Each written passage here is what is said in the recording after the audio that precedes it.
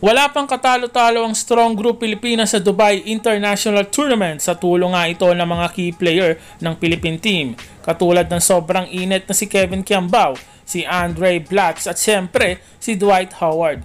Grabe ang performance nila. Siyempre kasama din ang iba pang player ng strong group. Kaya naman napapansin din ang 8 times NBA All-Star at 1-time NBA MVP na si Shaquille O'Neal ng Pilipinas sa Dubai dahil naglalaro nga si Dwight Howard. Sa laban ng strong group at Hominid Men Lebanon, 32 big points lang naman ang nagawa ni Dwight Howard at may 7 rebounds. Balance naman ang scoring kanina sa laban ng Pilipinas at Al Riyadh.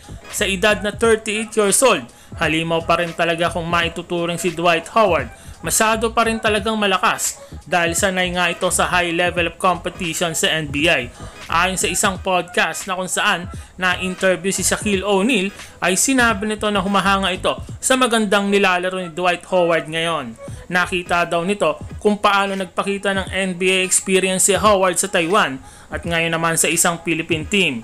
Kung ibabase natin sa sinabi ni Shaq ay mukhang kahit papano napapanood nito ang strong group Pilipinas sa Dubai dahil pinapanood nito si Dwight Howard. Siyempre kung pinapanood nito si Howard ay napapanood din ito ang mga Pilipino na kasama sa team at sigurado napansin nito si Kevin Kiambao na ilang beses ng best player of the game. Ayon sa report, bagamat nagkaroon ng hindi pagkakaintindihan dati si Shaq at Dwight Howard ay sinabi ni Shaq na alam daw ng lahat na malaki ang respeto nito sa dating Orlando Magic player dahil pare silang galing doon. Bagamat medyo harsh kung mag-comment dati si Shaq patungkol kay Howard, hindi daw ibig sabihin na isa itong haters, kundi pinapalakas lang daw nito ang loob ni Howard dahil para niya na daw itong nakababatang kapatid dahil galing nga sila sa Orlando Magic dati. Gusto lang daw ni Shaq na maging mas magaling si Howard kaysa sa kanya.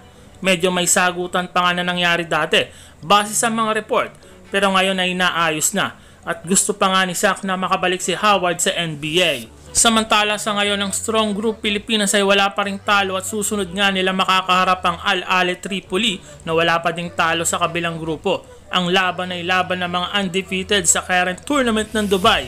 Bagamat napakalakas din talaga ng strong group Pilipinas dahil may mga former NBA players sila, hindi din pwedeng baliwalayan ng Al Ahly Tripoli dahil ilan nga sa kanila ay galing din sa USA.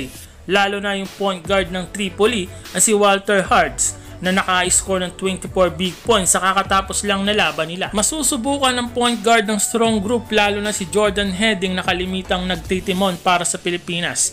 Isang napakagandang laban na naman ito dahil parehas malakas sa grupo at walang talo ang maghaharap. Yun ang abangan natin. Kung maganda pa rin ba ang ipapakita ng strong group sa tulong ni Dwight Howard, Andre Blatz, Kevin Kiambao na napakainit ngayon para sa strong group Pilipinas.